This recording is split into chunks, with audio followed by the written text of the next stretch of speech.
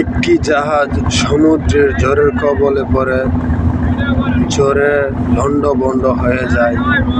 এর মধ্যে একটা যাত্রী বেঁচে ফিরল এক দ্বীপে।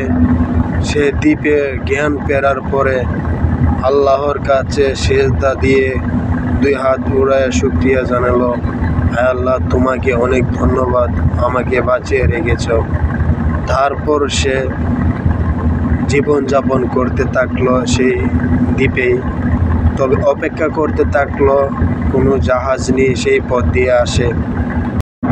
প্রতিদিন আসতো সমুদ্রের তীরে কোনো জাহাজ নিয়ে ওনাকে নিতে আসে, কিন্তু প্রতিদিনই নিরাশা হয়ে ফিরে যায়, কোনো জাহাজে তাকে নিতে আসলো না। একদিন সে একটি সমুদ্রের তীরে ছোট্ট একটা ঘর বাঁধলো তার জন্য। সেখানে থাকতে শুরু করলো, কিন্তু সেখান থেকে বনের মাঝে গিয়ে শিকার করতো, ফল এনে সে খেয়ে কোনোরকম বেঁচে থাকতো। কিছুদিন পর দেখা গেল কি, বনের মাঝে গেল সে শিকার করতে।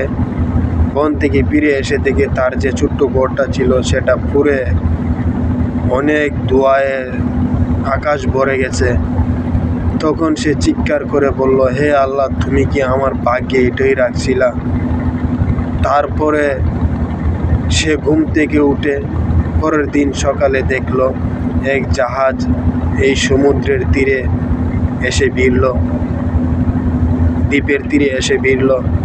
তারপর সে অবাক নজরে তাকিয়ে বলল যে, তোমরা কিভাবে জানলে যে আমি এখানে আটকিয়ে আছি?